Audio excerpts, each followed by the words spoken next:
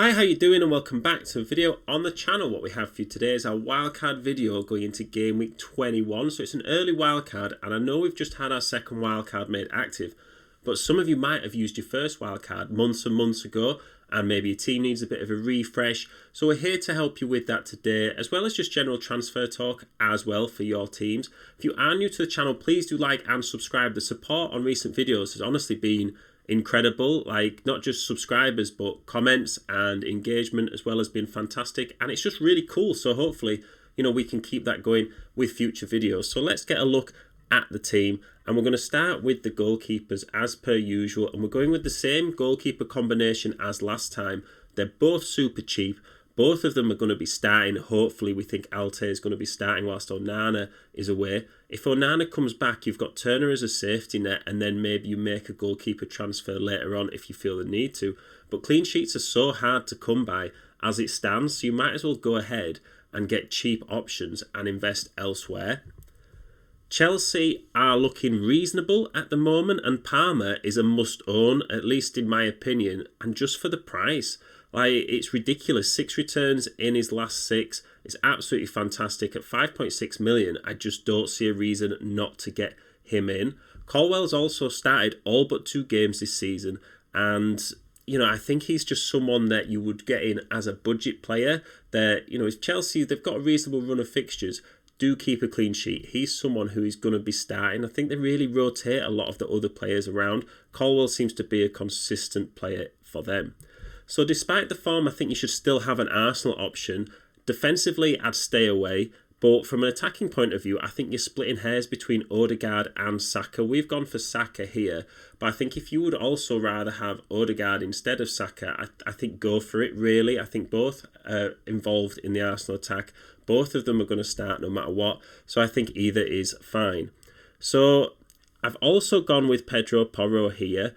And I think, even though there's no Spurs attacker in this team, I've opted for him. He's got 5 assists in his last 9 games. Now, Spurs, I think you could get an alternative sort of midfielder / forward in from Spurs.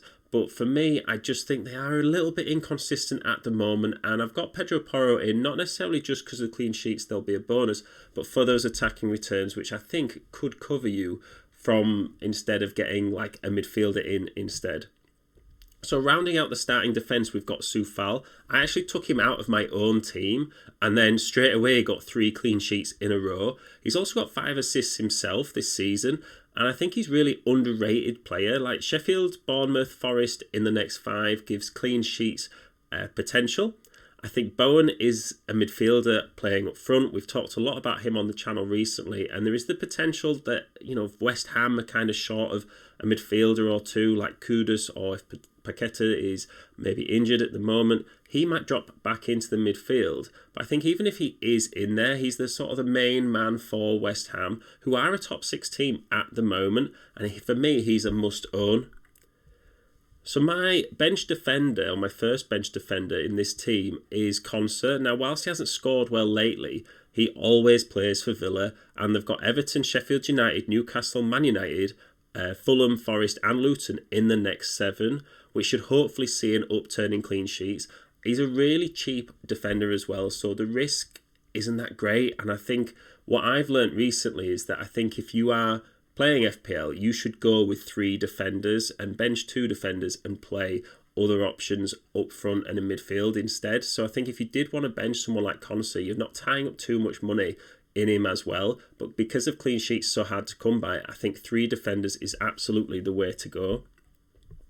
So Watkins as well, he still holds good value.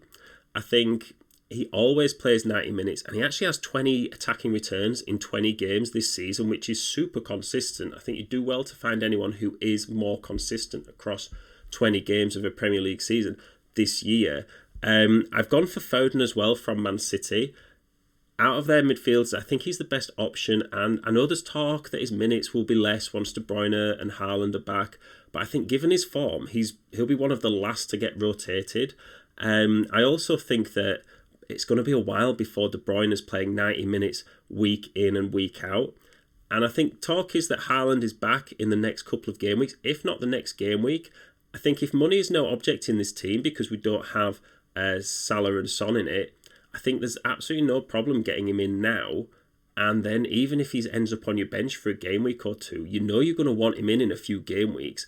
So if you're wildcarding especially, get him in now and save yourself a future transfer, because as we know, injuries, suspensions can come up at any time and you don't know where those transfers are going to be needed elsewhere in your team.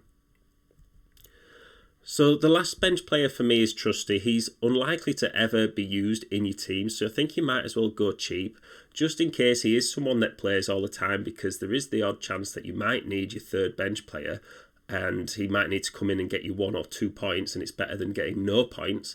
But for me, I think your third bench option is someone that you will hardly ever use, maybe once, maybe twice a season. So I think in that case, just go for somebody super cheap. You might have your own preferred options. I've gone with Trusty here. My final midfielder that I've gone for is Gross from Brighton. Now, you could replace him with Richarlison or Elise, but for Gross, he's played in 17 games this season and got 9 returns. Brighton's fixtures also look like some of the best around, with Wolves, Palace, Luton, Sheffield, Everton, Fulham and Forest in their next 8. Now, you would struggle to find a better run of forms for that. He is also on set pieces, more than likely. I think Brighton are a very attacking team. They usually do score goals, so it would be interesting in getting a Brighton option for the upcoming fixtures. So finally, the big differential, Ivan Toney is due back next game week and Brentford need him more than ever. And for me, I think he'll feel like he owes them a little bit for kind of they've stuck by him, been very supportive of him. And I think he will want to repay that faith that's been shown. So he will be super motivated. This isn't a move for everybody. I think if you're a risk taker who's had a bit of a dodgy first half of the season, maybe, he could be for you. But I'm not saying that he's someone that everyone should get in. But I think if you've got a bit of extra money to spend, I think having 3 sort of strikers up and above 8 million is the way to go. I think if you can reinvest that money in your front line. We've all talked about the midfielders recently. I think there is only a certain amount of midfielders you can have in your team. So I think reinvesting the money in your attack rather than your defence is maybe the way to go, given the lack of clean sheets and the absolutely ton of goals getting scored in the Premier League this season. So this team is rated 98%. When I put this into Fantasy Football Hub, so shout out to them for their team rater tool, did come out at 98%, which is pretty good, I thought, considering there's no Salah and Son, there's not loads of big hitters in the team, and there is a few maybe high upside players as well. I thought that was really good, and the value is 98.8 million, so you have got a bit of extra money to spend if you needed to. We did talk throughout the squad of alternative players that you could get in. So for me, the strengths are that there's a deep bench. I think Concert and Gross, I would have no problem just putting them into my starting 11 most game weeks. And there is large upside to a lot of these players getting in early on. Haaland again. Ivan Toney, he's scored 20 Premier League goals last season.